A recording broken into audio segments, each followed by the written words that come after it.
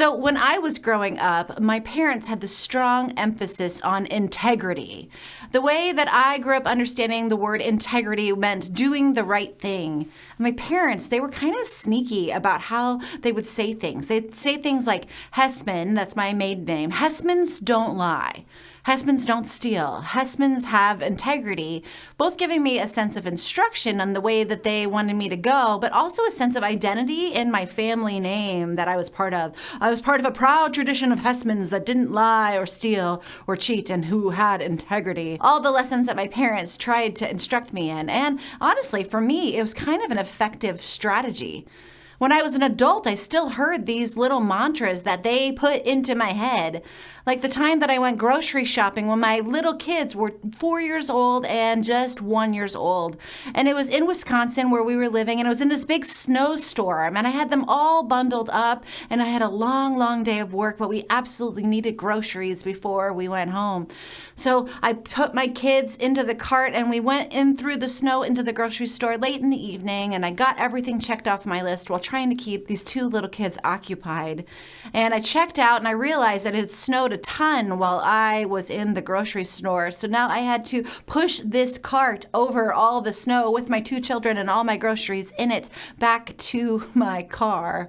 And as I got back to the car, I put my 1-year-old in, and then I put my 4-year-old in, and then I loaded my groceries all into the back of the car. And that's when I realized that there was a toothbrush at the bottom of my cart. A toothbrush that I didn't pay for in all the chaos of children and groceries and snowstorms. And so it's right there where I had to make a decision like, okay, what am I going to do? I mean, I could just push this cart back into the little cart corral and leave the toothbrush sort of in there. I could just throw the toothbrush in there. I mean, it's only like $1.95, so what's that really going to matter? Or I could look at my children who are cranky in the snowstorm and bring them back into the store to purchase this toothbrush that I didn't purchase. And all I could hear was my childhood years of programming that said, Hessmans have integrity. Hessmans don't steal. So I unbuckled my children and I walked them back through that annoying snowstorm into the grocery store. And I just sort of handed the checkout lady this toothbrush and I said, here. But I walked back out with my baby and my toddler. And the whole time the lady looked at me like I was crazy, and I marched back through the snow, and I went home muttering all these irritations at my parents for programming me in this way. But for years, this is how I understood integrity to be. I thought that integrity was just solely doing the right thing, like not stealing toothbrushes and not lying to cover up your guilt or keeping your word, all the things like that. And please hear me. I think that those are good and noble things. You should absolutely do those things. If everyone did those things, the world would be so much better. But that's just one definition of the word integrity. Integrity, if you look it up, integrity means the quality of being honest and having strong moral principles. It's returning the unbought toothbrush, even with nobody watching. But there's a second definition of integrity that I want us to wrestle with this week. Integrity, the second definition says, integrity is the state of being whole and undivided.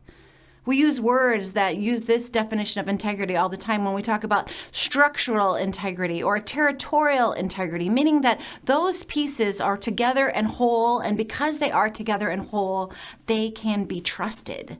So I want to wonder with you what it means to have integrity. I think it's more, way more than just being a moral person. How can we live into the second definition? How can we be people in the state of being whole or undivided?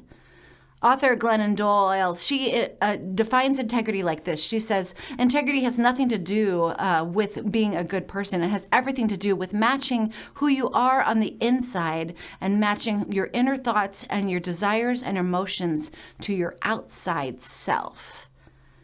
Integrity means that who you are on the inside matches who you are on the outside. And I think that that is really, really hard work. It's building a level of self-awareness that says in situations, maybe I'm wrong instead of blaming others. Or it's realizing that you actually have a desire to be perceived in a certain way, like beautiful or strong or independent. But that might be just a reaction to some insecure or wounded feeling that you have inside.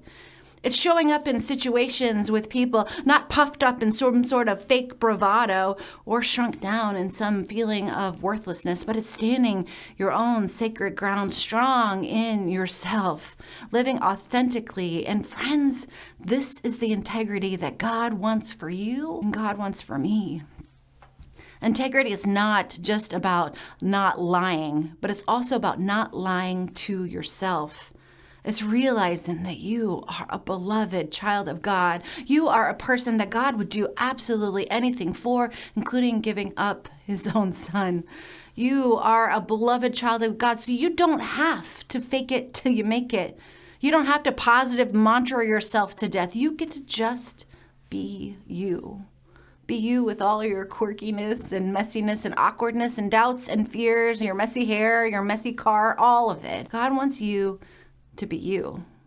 God just wants you to be who God created you to be. 1 Samuel 16 talks about this when it says, "For the Lord does not see as a man sees. Man looks on the outward appearance, but God looks for the heart." How can we be people that those places match? Well, those people, who we are on the inside matches who we are on the outside, people of integrity. So this week on the Daily Dose, we're going to wander together how to live with integrity, the second definition, how to integrate our inner selves with the outside world so that we can live as free, wholehearted, authentic people. You're going to be sure to join us every day here this week on the Daily Dose. We're going to focus in on what it means to live a life of integrity this week.